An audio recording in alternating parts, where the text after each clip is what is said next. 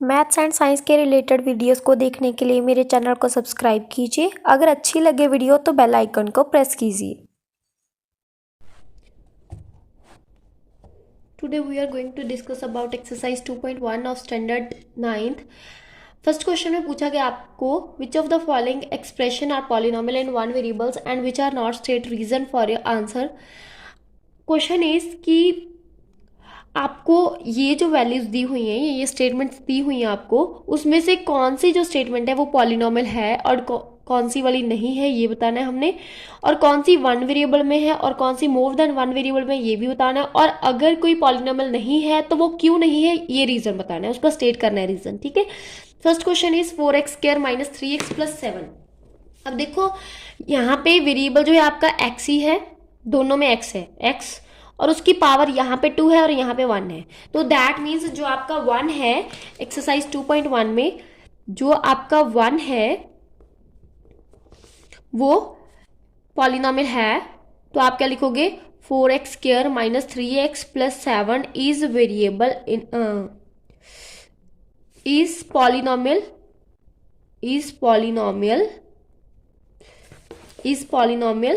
In one variable. ये polynomial in one variable है, तो ये आप ऐसे ही लिख दोगे कि this equation is polynomial in one variable. Second is statement है आपके पास, सेकेंड इज y³ प्लस √2। हमने वेरिएबल को चेक करना है, तो this number is not included for the polynomial. तो आप यहाँ पे देखोगे y³ y की पावर कितनी है 3, मीन्स एक्सपोनेंट कितना है y का 3। तो इस केस में भी ये आपका पॉलिनोमियल होगा। तो आप लिखोगे y³ plus √2 is polynomial in one variable, क्योंकि यहाँ पे और कोई वेरिएबल है ही नहीं इक्वेशन में, सिर्फ y है। तो आप लिखोगे is polynomial in one variable. ठीक है, नेक्स्ट इज 3√t।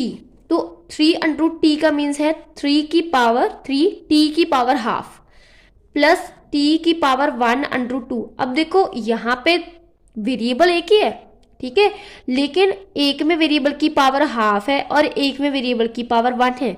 लेकिन पॉलिनोमियल के लिए मस्ट होता है कि आपके पास जो भी वेरिएबल है उसका जो एक्सपोनेंट है वो ऑलवेज होल नंबर ही होना चाहिए, अदरवाइज वो आपकी पॉलिनोमियल नहीं बनेगी।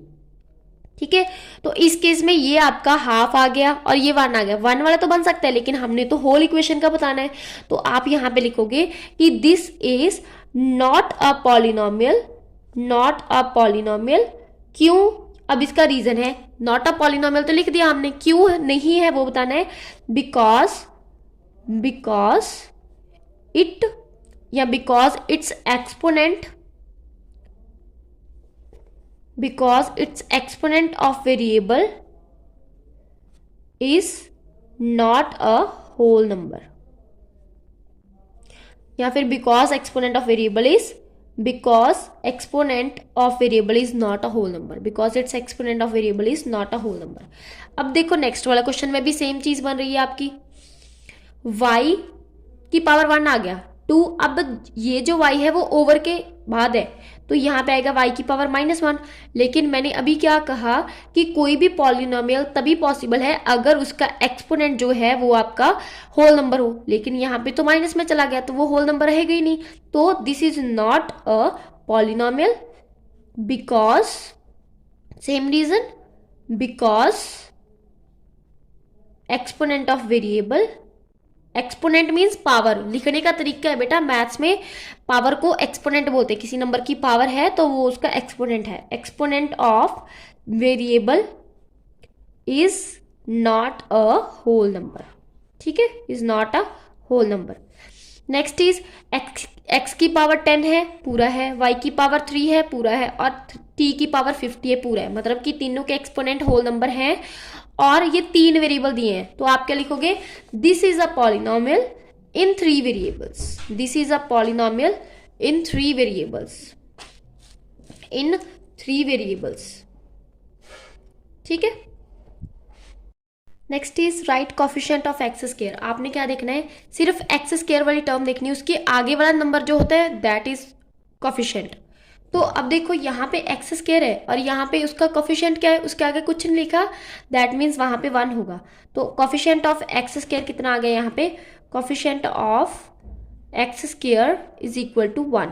ठीक है, आगे वाले में कोफिशिएंट ऑफ एक्स स्क्वायर कितना है -1, उसके आगे वाले में π/2 और उसके आगे वाले में 0, क्योंकि वहां पे एक्स स्क्वायर की टर्म ही नहीं है। ठीक है, then is third question, give one example of binomial of degree 35। देखो बेटा, बाइनोमियल का मीनिंग होता है, बाइनोमियल का मीनिंग होता है जिसमें 2 टर्म्स हो। ठीक है, 2 टर्म्स हो तो हम ऐसी कोई भी नंबर ले लेंगे जिसमें 2 टर्म्स हो। मान लो मैंने ले लिया यहाँ पे 2, यहाँ पे मान लो ले लिया +5।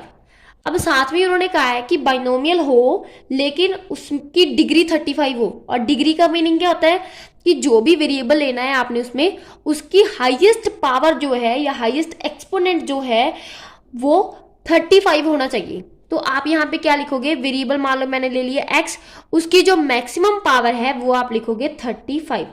ठीक है, यहाँ पे मैं इसके साथ कोई x भी वाली टर्म भी ले सकती थी, मतलब मेरे पास 2x की पावर 35 प्लस 5x भी ले सकती हूँ, लेकिन ध्यान देना है कि टर्म 2 ही बने, एक ये 2 टर्म्स हो गई, और मैक्सिमम जो पावर है वो आपकी 35 होनी चाहिए, तो वो ही आपकी बाइनोमियल होगी। अब इस केस में ये बाइनोमियल भी है और इसकी डिग्री भी 35 है। अब साथ ही उन्होंने पूछा है कि मोनोमियल लिखो जिसकी डिग्री कितनी हो, 100 हो, तो वो आप कोई भी ले सकते हो, 4x की पावर 100, 5y की पावर 100 या √2z की पावर 100। बस एक होना चाहिए कि उसकी टर्म एक होनी चाहिए, बस एक ही नंबर होना चाहिए, उसके आगे कोई भी कोफिशिएंट लिख सकते हो, चाहे 1 ही लिख लो, और पावर मैक्सिमम आपकी 100 होनी चाहिए, तो वो आपका मोनोमियल बन जाएगा। ठीक है, दैट्स इट। आगे आता है फोर्थ क्वेश्चन। फोर्थ क्वेश्चन में क्या किया उन्होंने बेटा, फाइंड डिग्री। डिग्री का मीनिंग क्या होता है कि उस क्वेश्चन में वेरिएबल की मैक्सिमम पावर कितनी है, दैट्स डिग्री। तो यहाँ पे देखो, यहाँ पे x की पावर 1 है, यहाँ पे 2 है और यहाँ पे पावर 3 है, वेरिएबल x ही है। अब मैक्सिमम पावर कौन सी है, 3, तो इस केस में आपकी डिग्री होगी बेटा 3, क्योंकि हमने मैक्सिमम वाली को देखना है। ठीक है, आगे वाले क्वेश्चन में तो है ही वेरिएबल y, तो वहां पे आपकी डिग्री होगी 2, डिग्री इज इक्वल टू 2। आगे वाले में डिग्री इज इक्वल टू 1, उसके आगे वाले में कोई भी वेरिएबल ही नहीं है, तो उस केस में आपकी डिग्री होगी 0। ठीक है, क्योंकि वेरिएबल ही नहीं है, और डिग्री के लिए हम सिर्फ वेरिएबल की पावर को ही देखते हैं। ये तो कांस्टेंट है, कांस्टेंट की कोई डिग्री नहीं होती, कांस्टेंट की डिग्री ऑलवेज 0 होती, बट कंडीशन इज कि कांस्टेंट नॉन जीरो होना चाहिए, आपका 0 नहीं होना चाहिए कांस्टेंट। ठीक है, नेक्स्ट इज क्लासिफाई करना है कि इनमें से कौन सा लीनियर है, कौन सा क्वाड्रेटिक है और कौन सा क्यूबिक है। कंडीशन इज, लीनियर क्या होता है कि उसमें पावर जो है आपकी 1 हो, क्वाड्रेटिक में जो आपकी डिग्री है वो 2 हो मैक्सिमम, एंड क्यूबिक में डिग्री आपकी 3 हो। अब यहाँ पे देखो डिग्री कितनी है, 2 मैक्सिमम, तो ये हो गया आपका क्वाड्रेटिक। ठीक है, क्वाड्रेटिक पॉलिनोमियल हो गया। मैं पॉलिनोमियल पूरा नहीं लिख रही, आप पूरा लिख लेना। आगे वाले में मैक्सिमम पावर कितनी है, 3, तो इस केस में ये हो गया आपका क्यूबिक पॉलिनोमियल। आगे वाले में मैक्सिमम कितना है, 2, तो दिस इज क्वाड्रेटिक पॉलिनोमियल। ठीक है, नेक्स्ट में पावर 1, मैक्सिमम पावर 1 है, तो उसको बोलेंगे हम लीनियर। ठीक है, लीनियर पॉलिनोमियल।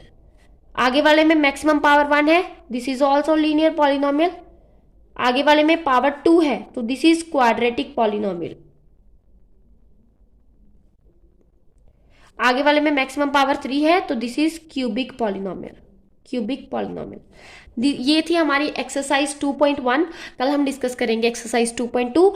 फिर भी अगर आपको पहले वाली चीजें जैसे कि लीनियर क्या होता है, क्वाड्रेटिक क्या होता है, डिग्री क्या होती है, वेरिएबल क्या होता है, कांस्टेंट क्या होता है, ये सारी चीजों को देखने के लिए मैंने आपके ना डिस्क्रिप्शन में लिंक मेंशन कर दिया है, आप वहां से देख सकते हो कि कौन कौन सी चीज़ को हम क्या क्या रिप्रेजेंट करते हैं, कैसे कैसे बुलाते हैं, वेरिएबल कौन सा होता है, ये सारी चीज़ें मैंने बता दी हुई हैं। आप वहां से वीडियो को ओपन करके देख सकते हो। Thank you so much.